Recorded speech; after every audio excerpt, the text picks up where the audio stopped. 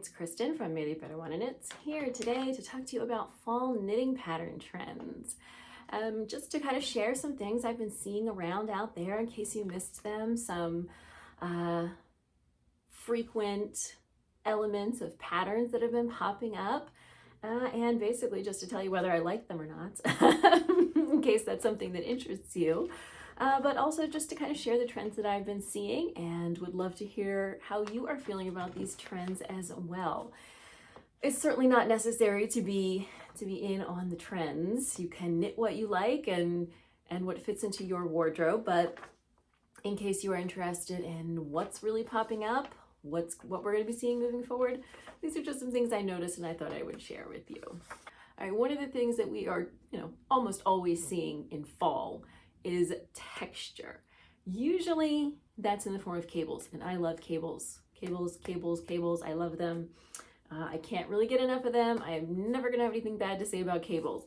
But what's interesting is I am seeing some different kinds of texture in basically kind of people using ribbing in unique ways, or some of the old standby textured patterns like seed stitch and moss stitch and other just knit and purl combinations to add more texture to, in some cases all over, to create an all over pattern, and in other cases to kind of contrast with plainer areas of the design, more stockinette space. So it really brings a nice visual contrast.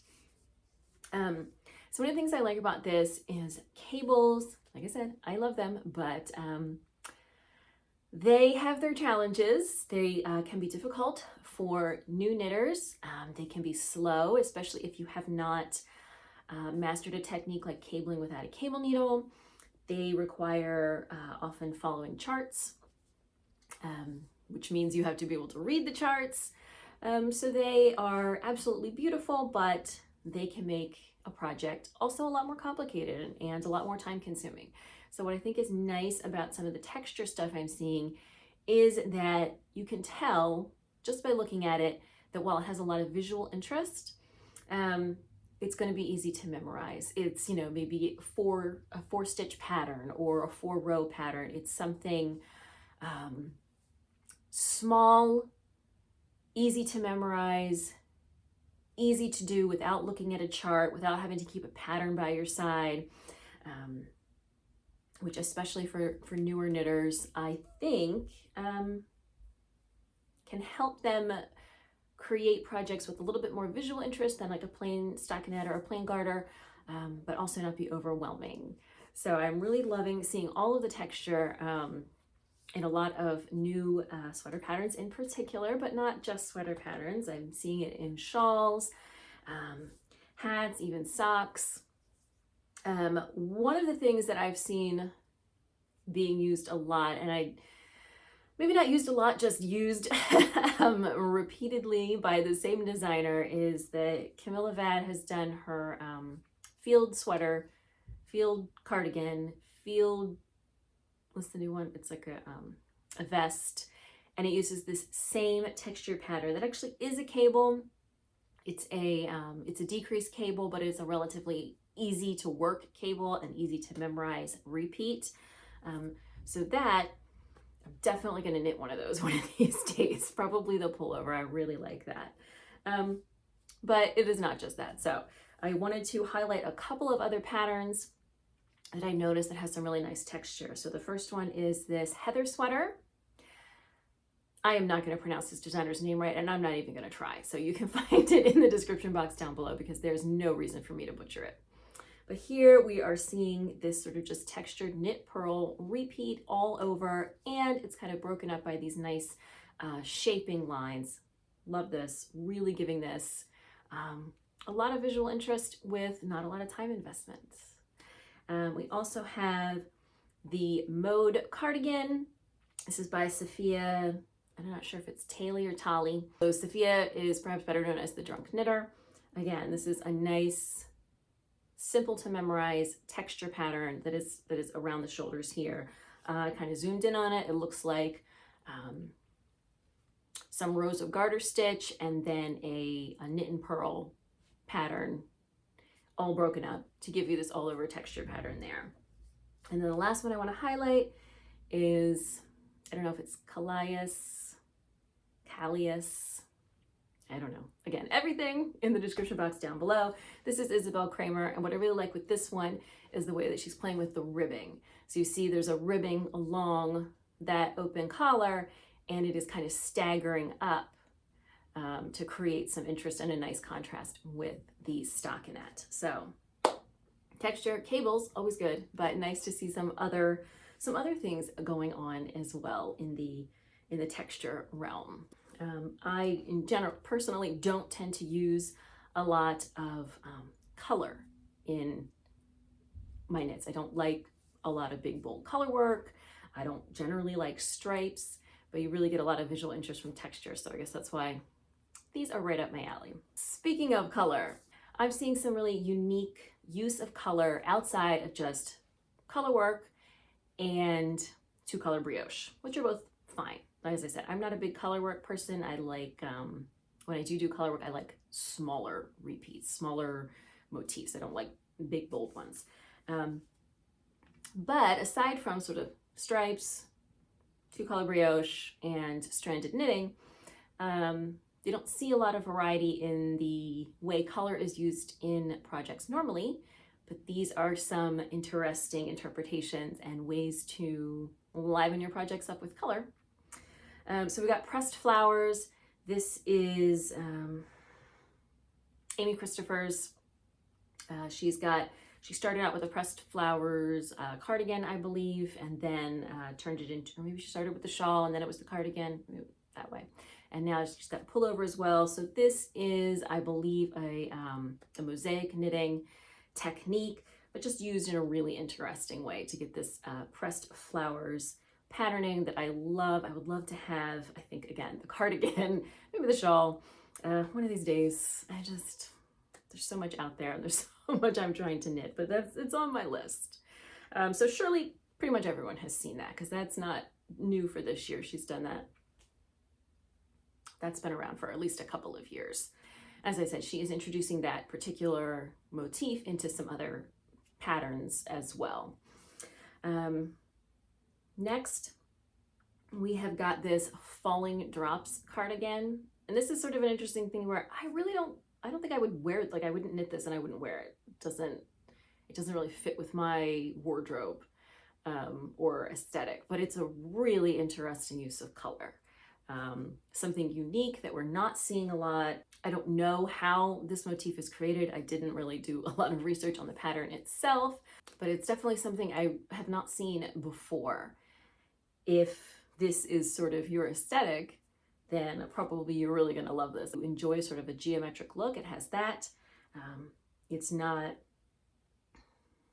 sort of the same old color work yoke. It's just something very unique and different that I wanted to take a chance to highlight here, even though it's not my particular personal taste.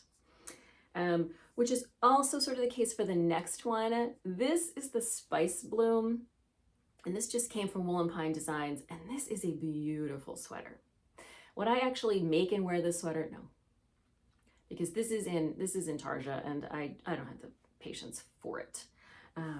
And as I said, my personal style is more like small motifs and things like that. So this big, overwhelming flower just wouldn't work for me in my wardrobe, but it is absolutely stunning. It's really beautiful. And I think in Tarja, I mean, when you think back to sort of these 80s sweaters with these cheesy sort of prints on them in these neon colors, that's sort of what you're thinking when you're thinking in Tarja, but this is so well done. The colors being used here are so complementary. They're really blending well together. The design is beautiful. It's not just like a cat face in the middle of a neon pink sweater. It's really unique and looks absolutely beautiful. I think because of sort of our slow recovery process from the 80s Intarsia sweaters, we really have not been seeing a lot of Intarsia at all recently, at least not since I started knitting. It has been used very sparingly and not usually these kind of big, bold prints like we're seeing here, but this is really beautiful. This may really start the whole Intarsia Renaissance all on its own, because it's really showing how much can be done with this technique that isn't sort of, again, this like cheesy 80s or 90s sweater. This is really more of like a work of art, the way the colors just blend together, and it's very, you know, it's not like the big chunky sweater, it's more closer fitting and more elegant looking. So I think they've just done an outstanding job with this. The next one that I love for fall is slipovers, which is apparently what we are now calling sweater vests. I don't know when that change happened. That's fine with me. I don't know if it's, again, because maybe our sweater vests got a bad rap from the sort of 80s and 90s, and now we've given them a new name.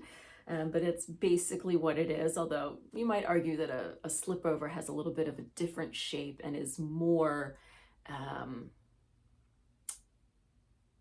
is designed to better fit over other clothes. It tends to have maybe vents on the side, wider necklines, long armholes, just to make it a little bit more comfortable to actually slip over your other clothes. But it is essentially a sweater vest. So I've had the slanting slipover in my queue forever. I did swatch, and then I just got sidetracked by other projects, and then I decided that the color I picked really wasn't a good color for me. Just kind of made me look washed out, so I just kind of put it aside. But this one I particularly love. Again, we've got some like nice texture here, and this is a pattern from several years ago, but think, and this is a pattern by Anne or Anna, I think it's Anne Wenzel. And she's done a lot of other slipovers, and so I don't know, maybe she's where the slipover renaissance started. She started doing that a few years ago, and then Petite Knit had a few come out, and most recently I saw this one. This is Frisky Witch from Thea Coleman, Baby Cocktails, and this is adorable. It's so dark. I probably would not make this in such a dark color because I really love those cables and we really want them to stand out. And this, again, is not sort of what we might traditionally call a sweater vest, in that it's just a little bit roomier. It has more space for slipping over clothes, but essentially is like a sweater vest kicked up a notch. And that is what I'm understanding from the whole slipover thing. And I love this. So slipovers, they're not that practical for a lot of the year. So in the winter, you're cold, you want sweater sleeves as well. But this time of year in the fall particularly, I think they're great because, again, they are so easy to get in and out of, and they are just providing a little extra warmth.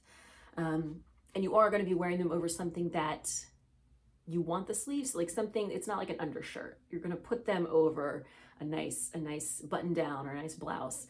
And then if you get warm and want to take them off, you have something underneath that is acceptable to be worn in public. So slipovers, I am happy to see these out there. I hope I will actually maybe finish or maybe pick new yarn for the slanting slipover myself, or maybe I'll just try out this Frisky Witch one. But I would definitely like to have at least one slipover in my own wardrobe. Another thing I have been seeing that I definitely love and hope to see more of are kind of wraps.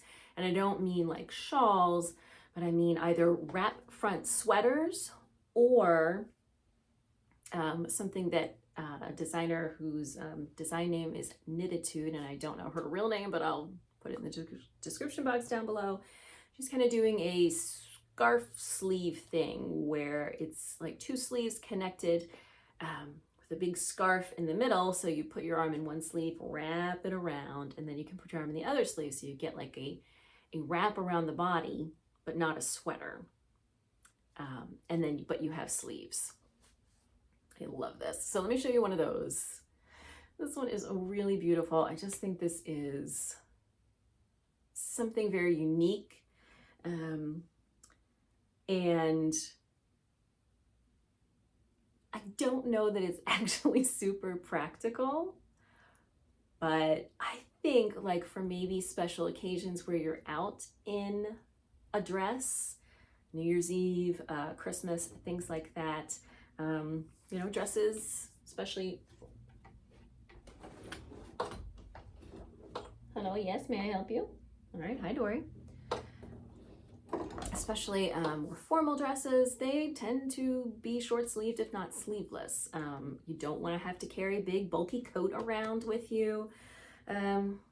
Maybe to some nice events, this is a really cute thing to have. Depending on the yarn you use, could look really elegant, can match nicely with whatever formal attire you have, and it will keep you warm.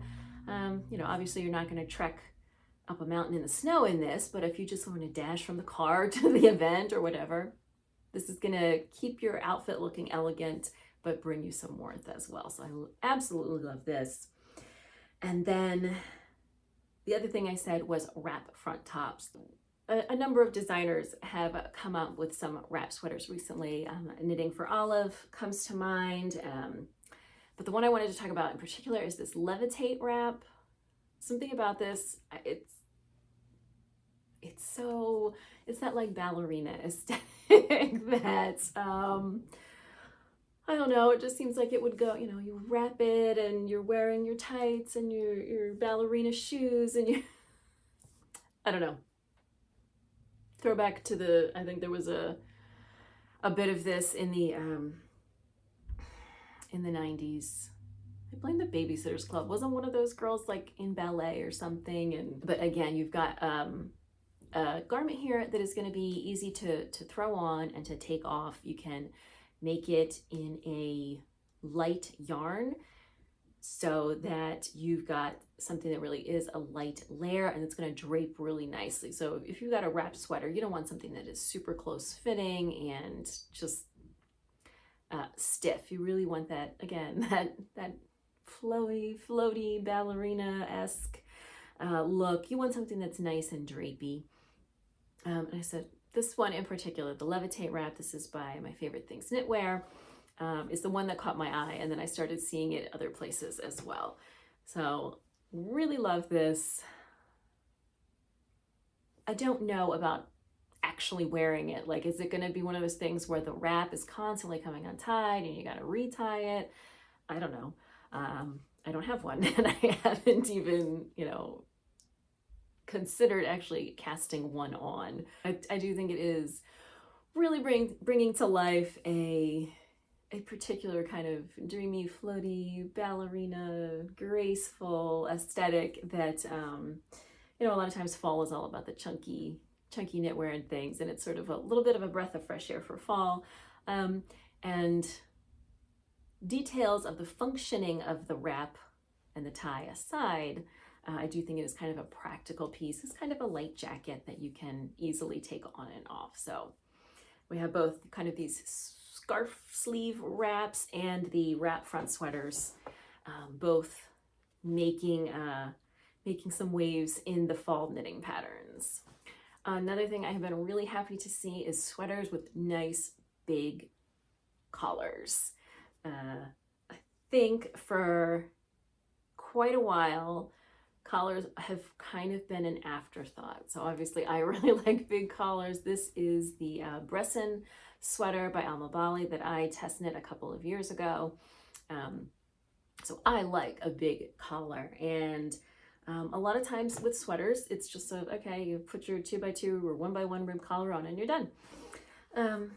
But a big chunky collar, it doesn't necessarily have to be big like this, but something that is more substantial than just that little 1-inch collar, or something particularly just folded over, is really going to, I think it gives your sweater a really finished and neat look, but it also gives your sweater some more substance. So the weight of your sweater is basically going to be distributed kind of hanging from the shoulders, especially if you've got a seamless sweater. Nothing is really holding, you know, the weight at the sides, and helping it not to stretch out of shape. So if you've got a circular yoke seamless sweater, it might be very comfortable. But if you are using a really heavy yarn, you don't have any seams in there that are kind of holding that weight. And one of the results of that is that collars can get really stretched out as your sweater is worn, because it's just pulling down and down and down on your body as it hangs. So adding a really sturdy collar is going to help maintain the shaping of your yoke and the look of the collar, by creating a kind of, I don't want to say counterweight, because it's not, I mean, a collar doesn't have a lot of weight, but it's just, you are holding that neckline in together better if you've got kind of a sturdy collar, especially if it's doubled over. Just, you're giving your sweater a little bit more room to maneuver if you've got like a big ribbed collar and it's pulling down and down, but that ribbing is going to stretch back in a little bit more easily than a teeny tiny little, crew neck collar that may not. And also, I just like the way they look. So I want to put out a couple of patterns here. This one is Snow Crocus. You can see this one's got a nice, a big collar around there. And then also Botanique, I don't know, whatever the case may be. Another nice big collar. And lots of designers are doing this. I'm just pointing out two particular sweaters that caught my eye. I also think sort of these afterthought collars that it's, you just pick up when you're done, knit 5 rounds of ribbing, and then you bind off. I think they really kind of give the game away in terms of hand knit sweaters. They just don't look as finished and as polished as either a bigger collar or especially a folded over collar that is sewn into the neckline. They just look neater and tidier and a little bit more polished, I think. So big collars, shawl collars, really making things cozy. And I personally think giving your sweaters just a nicer, sort of more professional looking finish. And the last one that I loved having seen more in this fall pattern roundup is actual scarves and shawls that are more like scarves. So lacy floaty shawls, fine for spring. Brioche shawls look really nice, but when it comes to real winter weather, triangle shawls can be tricky. A lot of them tend to be very lightweight, so they're not actually keeping you warm. They can be hard to actually get to stay around your neck. So actual scarves that are designed to be wrapped around your neck and really keep you warm, or shawls knit in heavier weights, more textured patterns that are not necessarily triangle shaped, but more of a wrap shape. So that may be sort of a crescent shape, or it may be an asymmetrical triangle where it kind of goes like, that sound is necessary, so that you've got something you can wrap around. I'm loving seeing these. They don't have to be fancy, but as nice as floaty lacy shawls are, seeing something a little bit more practical for the fall, I love that. So I wanted to point out a couple in particular. This one is the Shima shawl. This is by Beatrice Mace, I want to say, but again, in the box down below. And this is just a garter stitch and stripes, but it is a crescent shape, so it's going to actually be easier to wrap around your neck. This one is the Colding. This one, just beautiful. And then this one is the Solo Scarf.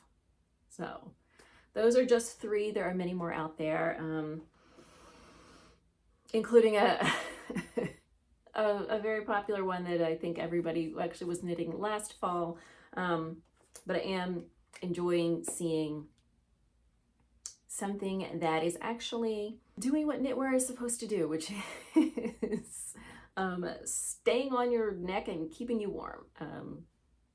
So personally, I like, even in a shawl shape, I like a chunkier shawl and a bigger shawl, because these tiny triangle shawls are very difficult to get to stay in place. So if I have one, I really want one that's big enough that I can, give it a tie underneath so it will stay in place. But even so, it tends to just slip down away from my neck. And that is not what I'm looking for in my neckwear. I am hoping we're going to get more of a scarf renaissance. I am currently working on a scarf pattern myself, and I'm trying to address some of the things I don't like about scarves. Big one being that the wrong side of the scarf, unless you're doing something reversible like a garter stitch or a ribbing, the wrong side of the scarf doesn't look great. And that is a story for another time. But I am hoping we're going to see more of these scarves and chunkier shawls that are not necessarily a triangle shape, but maybe more of a wrap shape. Great big rectangles. Again, that crescent shape works really well because you're going to get the bulk of it right here, but you can still wrap it around. So some nice practical accessories, seeing more of those this fall as well. All right, and now I'm going to complain about 2 fall knitting pattern trends that I don't care for. And these are not actual trends in terms of like what they look like or anything like that. One is designers releasing patterns for super basic things like a plain raglan sweater. I understand there are beginner knitters and they need patterns for very basic things. Fine. But 1, we have them, but they're there. There's tons of them. And 2 is probably just, you know, jealousy that sometimes big name designers can release patterns for really basic things and sell hundreds of the copies of them. And, you know, smaller time designers can put hours into making more complex patterns that don't go anywhere. But yeah, I just think we have plenty of patterns for a basic top-down raglan, or, you know, definitely those things should be available for new knitters, but I don't know. Sometimes it just seems like a money grab.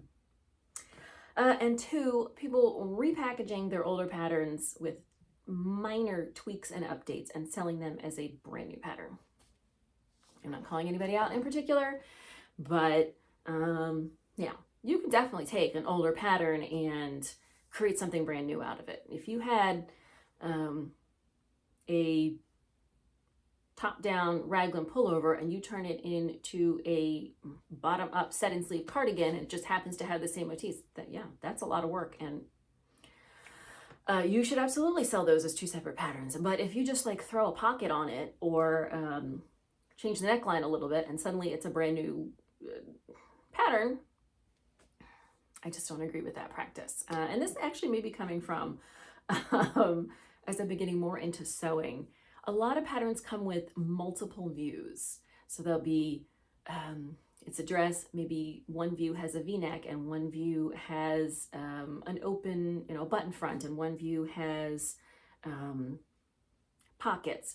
So you're being able to do those minor changes to your garment, but all of the information is already provided there in one pattern. Yes, sewing patterns are more expensive, but at the same time, it just feels a little disingenuous to sell basically the same pattern with minor tweaks as an entirely different pattern. So again, that's just my opinion. Those are 2 things I am really not enjoying for this fall.